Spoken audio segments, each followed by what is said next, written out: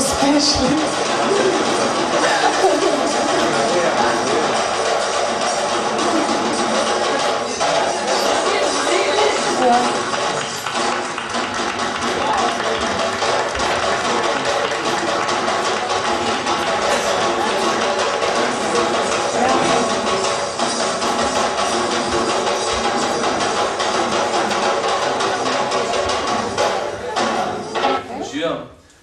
Danes sta z mano Maja in pa Alma, ki sta nam predstavili vsaka svojo pot po Šrilanki. Zanima me, kaj vam je spodbudilo, da ste se odločili obsežno potovanje, namreč vajini potovanji sta trajali več tednov. Najbolj narava, drugačna kultura, ljudje, drug način življenja. Malo so tudi starši pripomogli k temu, da sem šla tja, in to je to. Jaz sem pa potovala leta 2004, to je bilo moje prvo potopistič, pač tako potovanje. Predvsem tudi, tako Alma rekla, druga kultura, drugi ljudje, običaji in predvsem na tak način, kakor jaz potujem, z lokalnimi domačini imam veliko stika in v bistvu na tak način ti bolj ceniš domačo kulturo, bolj ceniš okolje, v katerem živiš, ker vidiš, da ti dejansko doma nič ne manjka in drugod ti je ful lepo, ampak doma je pa še vedno najlepše.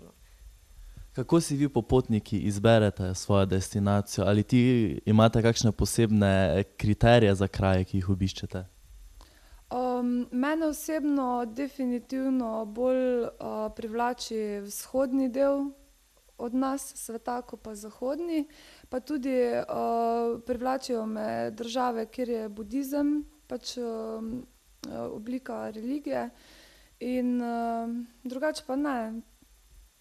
Karkoli ti pride, da imaš možnosti, da si lahko potovanje poplačaš, pač greš, ne. Ja, pri meni isto, mene bolj vleče na vzhod kot na zahod, v bistvu do zdaj sem prepotovala še Iran, Filipine, Tajsko, Nepal, Indijo.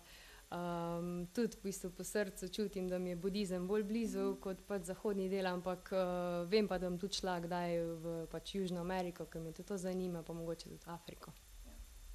Kakšen način potovanja vama je najbolj všeč? Imate rada celo potovanje splanirano ali se raje prepustite toku dogodkov? Jaz nimam rada splaniranih potovanj, ampak se vedno rada pač spontana potovanja, tako kot ti zasede, pač tako se odločiš, ne vem. Jaz pa ponavadi v bistvu potujem preko Lonely Planeta, to je v bistvu vodič, ki ga ima večina popotnikov. V njem pač piše vse stvari, ki so pač značilne za to državo in ti pač olajšajo tudi to potovanje. Malo si že pred potovanjem pogledam, pač da si naredim nek osnovni načrt, pač smisel potovanja v bistvu, da čim več izkoristim. Drugače pa tudi, če vmes kaj pride, normalno, da spremenim načrte pa sledim toku dogodkov. Vedno. Bolj avanturistično, pa ja, go by the flow, ja. Na vajinih potovanjih ste srečali marsikaterega človeka, spoznala dosti novih prijateljev ali še mogoče ohranjate kakšne stike s temi ljudmi, ki sta jih spoznali na svojih potovanjih? Ja, definitivno, to so res čisto posebna prijateljstva. In tudi ohranjamo stike, jaz se bom še vsekakor vračala nazaj na Šrilanko, ker je tam tudi moj dom in tako da. Ampak nimam pa zdaj konstantnih, ne vem, vsakodnevnih, ne vem, stikov z njimi, pač drugače pa itak.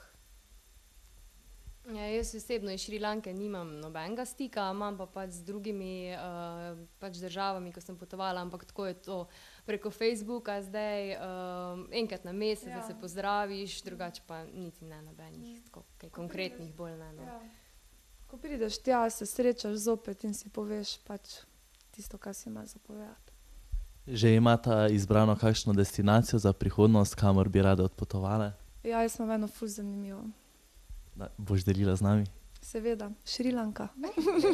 I'm coming back. Ti, Maja? Ja, v prihodnosti bi definitivno šla v Indonezijo še, pa mislim, mogoče malo bližje v Maroko, drugače pa v Grčiji še nisem bila, to pa moram iti, no. V bistvu sramota, rečem, za zahodne države v bistvu, druga pa ne, no, zaenkrat. Hvala za vajine odgovore in želimo vam še veliko lepih potovanj v prihodnosti. Ja, tudi hvala Mladinskemu centru.